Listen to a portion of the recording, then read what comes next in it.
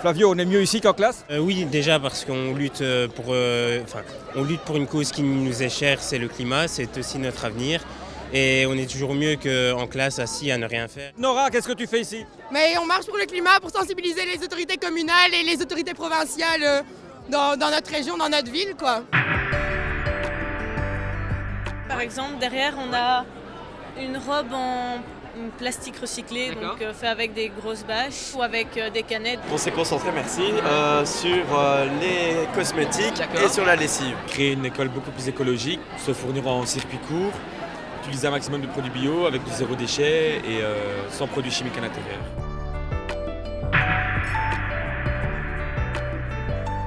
On peut dire que l'équipe du projet Proxial sait mettre les petits plats dans les grands pour séduire son auditoire. Alors c'est bio, c'est local, mais est-ce que c'est bon? Super bon, franchement, c'est des saveurs qu'on n'a pas l'habitude de manger et puis même la présentation de l'assiette, on arrive, on se demande un peu ce qu'on va manger, mais c'est franchement super bon. C'est vrai qu'une belle assiette comme ça, on ne peut pas s'empêcher de se dire que le bio, le local, voilà, c'est fantastique.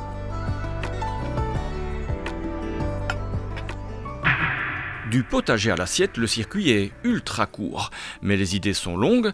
Dans le cadre de la semaine bio, l'école a voulu creuser davantage sa réflexion en s'initiant à la permaculture. C'est d'abord 3 piliers, prendre soin de la terre, prendre soin des hommes et partager les ressources équitablement. Et c'est aussi vivre en autonomie. À qui c'est destiné? À tous les étudiants donc de Condorcet. Les jeunes ont la parole quand on demande à près de 500 étudiants de s'exprimer sur un avenir durable pour leur établissement scolaire. Les idées fusent, comme ici, dans l'un des 35 ateliers thématiques animés par l'Observatoire de la santé du Hainaut. On est passé sur des idées de troc, donc au lieu d'acheter des choses, on pourrait les mettre à disposition, c'est échanger, surtout quand on n'en a plus besoin. L'exemple des livres de cours est souvent revenu, on achète un bouquin et puis finalement on l'utilise un mois. Donc voilà, cette idée de solidarité, de pouvoir se passer les choses sans par exemple passer par du commercial. Pas question de fumer à l'intérieur, la loi est respectée. Notre mégot est donc prié d'aller prendre l'air. Et là, un autre problème se pose. Dès que les élèves peuvent sortir, évidemment, à l'extérieur, on n'attend pas très longtemps pour allumer sa cigarette. Et puis, forcément, on attend et puis on jette son mégot. Aujourd'hui, on distribue des gourdes et l'un des buts avec cette gourde, c'est d'éviter cela.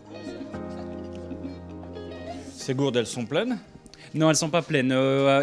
Les étudiants peuvent les remplir à des robinets et nous avons également monté un dossier afin qu'on puisse avoir des fontaines à eau sur les différents campus. Comme ça, les étudiants pourront gratuitement les remplir. Le but, c'est? Le but est d'utiliser des gourdes qui seront réutilisables et qui éviteront la production de déchets. Je m'attendais pas à avoir autant de déchets. C'est pas parce que c'est le déchet de quelqu'un d'autre que c'est pas notre planète. C'est l'avenir, donc d'office, faut s'y mettre. Ce matin, ils sont une bonne centaine d'élèves de l'Institut provincial Charles de Liège à arpenter les rues de Binche. Objectif, ramasser un maximum de déchets qui souillent les rues de la ville.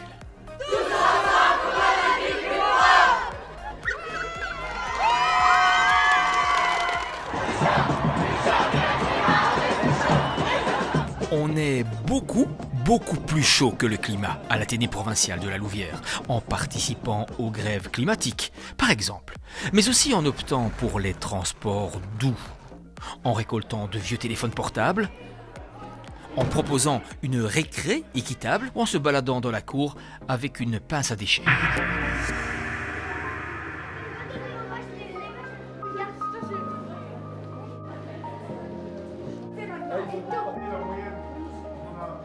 Le lait n'est pas récolté seulement par aspiration. Certains n'ont jamais mis les pieds dans une ferme par exemple, n'ont jamais vu de vaches, ne savaient pas qu'on trayait les vaches maintenant avec des appareils, ils pensaient que c'était encore fait à la main. Ils étaient bons les yaourts? Ah oui, Oui. très bon. C'est du lait de vache. Qu'est-ce qu'ils avaient de meilleur? Le goût, c'est moins sucré et c'est plus liquide, c'est moins solide, c'est meilleur.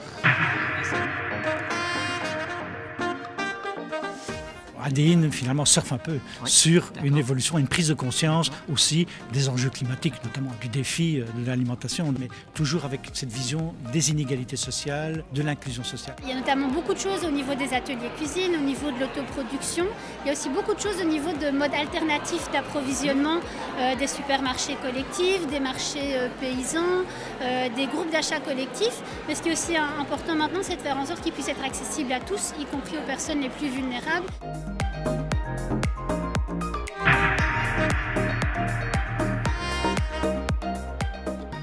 Un arbre, quelle que soit sa taille, ça ne se plante pas à la mode n'importe quoi. Chaque fois, il donne un papier explicatif, comment planter ce qu'on a voulu prendre. On a quasiment doublé le compteur de l'opération, donc on est très content. Et voilà, chacun plante chez lui et on fait monter le compteur tous ensemble.